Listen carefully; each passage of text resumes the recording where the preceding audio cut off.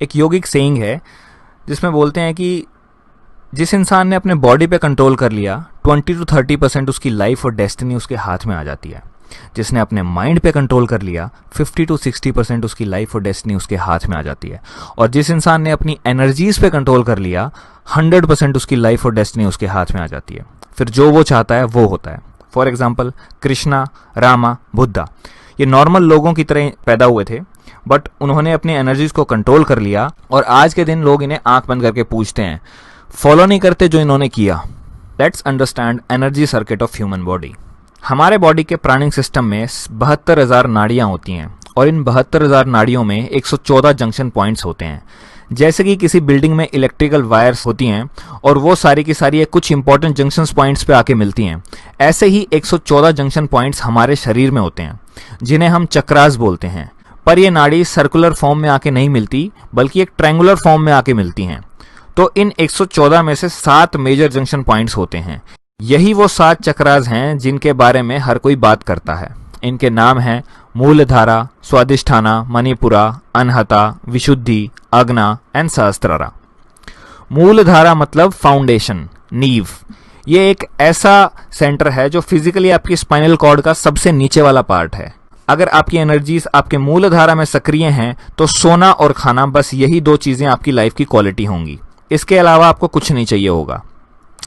इससे ऊपर अगर आपकी एनर्जी स्वादिष्ठाना में डोमिनेंट हैं, जो जस्ट इससे ऊपर का सेंटर है, यहाँ पे जिसकी एनर्जीज हैं वो प्लेजर सीकर होगा। उसे स्वाद चाहिए होगा हर चीज में, बल्कि हर चीज का मजा लेना चाहता है वो इस दुनिया में। प्लेजर किसी भी चीज से आ सकता है, जैसे गाने सुनने में, मूवी देखने में, खेलने में, एक्सेट्रा एक्सेट्रा। जिसकी एनर्जीज यहाँ होती हैं वो थोड़ा ज्यादा इंटेंसली जीता है जिंदगी को।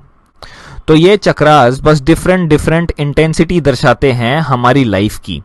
जैसे जैसे इंटेंसिटी बढ़ती जाती है, आपकी क्षमताएं बढ़ती जाती हैं लाइफ की डिफरेंट डायमेंशंस को समझने की। 95% लोगों की एनर्जीज इस सेंटर में ही सक्रिय हैं, तभी ये दुनिया आज के दिन ठरकियों से भरी हुई है। इससे ऊपर अगर आपकी एनर्जीज मणिपुरा चक्र में पहुंच जाती हैं तो आप कर्ता, ए डूअर बन जाते हैं। आप काम करना चाहते हो, फिर शायद आप बिजनेसमैन बन जाओ या पॉलिटिशियन बन जाओ या कुछ भी जिसमें बहुत सारे काम करने रिक्वायर्ड होते हैं आप। Next is love centre. अगर आपकी एनर्जीज अनहता में पहुंच जाती हैं तो आप क्रिएटिव इंसान बन जाते हो, क्योंकि ये क्रिएटिव सेंटर है। शायद आप चित्रकार बन जाएं, कवि बन जाएं, शायर या म्यूजिशियन बन जाएं। एटलीस्ट आपके अंदर क्षमताएं आ जाती हैं, आपके अंदर क्रिएटिविटी जागृत हो जाती है। आर्टिस्ट लोगों की लाइफ थोड़ी सिक्लूडेड सी होती है, वो अकेला रहना पसंद करते हैं, पर वो लाइफ को ज्यादा इंटेंसिटी के साथ जीते हैं बजाय कि एक बिजनेसमैन के, क्योंकि लाइफ एनर्जीज हायर सेंटर पे पहुंच गई हैं। ये बीच का चक्र होता है जहां आपकी लोअर और हायर सेल्फ आके मिलती है। इससे नीचे के तीनों चक्र आपके सर्वाइवल इंस्टिंक्ट को दर्शाते हैं। मूलधारा, स्वादिष्ठाना एंड मणिपुरा ये सेल्फ प्रिजर्वेशन के सेंटर हैं। जो आपके अंदर एक लॉन्गिंग है फिजिकलिटी से ऊपर उठने की, वो ऊपर के 3 चक्रों में ही है, विशुद्धि, अग्ना और सहस्त्रारा। अनहता इज द मीटिंग पॉइंट, तभी इसको 2 ट्रायंगल्स के मीटिंग पॉइंट से भी दिखाया जाता है। तो अगर आपकी एनर्जीज विशुद्धि चक्र में मूव कर रही हैं तो आप बहुत पावरफुल हो जाओगे हर सेंस में, क्योंकि ये पावर एंड कम्युनिकेशन सेंटर है। पावर का मतलब यहाँ फिजिकल पावर से बिल्कुल नहीं है, बल्कि एक बंदे के खड़े होने से लेकर, चलने से लेकर, बोलने तक में पावर का फर्क पता लगता है। ये उस पावर का जिक्र है।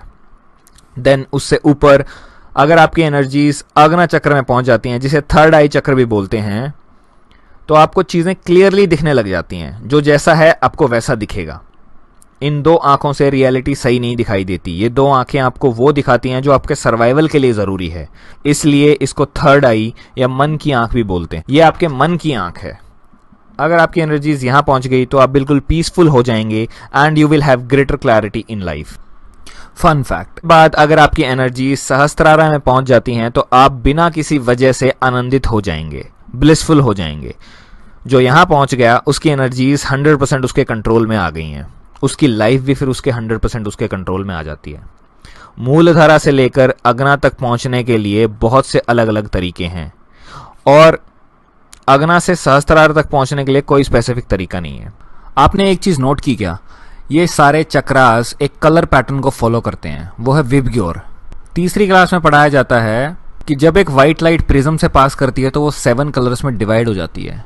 Violet, indigo, blue, green, yellow, orange, red. VIBGYOR. Similarly in chakras के कलर भी यही हैं। सबसे ऊपर वाला चक्रा वॉयलेट कलर का है और सबसे नीचे वाला चक्रा रेड कलर का है। इससे क्या इन्फ्रेंस निकलता है? आपने सुना होगा हमारे जितने भी गॉड्स होते थे उनको ब्लू कलर से दिखाया जाता था। बोला जाता था कृष्णा कलर ब्लू है, रामा कलर ब्लू था। तो बेसिकली उनका कलर चाहे ब्लू हो ना हो, उनकी एनर्जीज सबसे ऊपर वाले चक्रास के अंदर थी। दैट्स वाई उन्हें बोला जाता था कि वो नीले हैं। योगा करने से एक एक करके ये चक्रास एक्टिव हो जाते हैं। इसीलिए एक योगी के लिए कोई भी चीज इम्पॉसिबल नहीं होती है।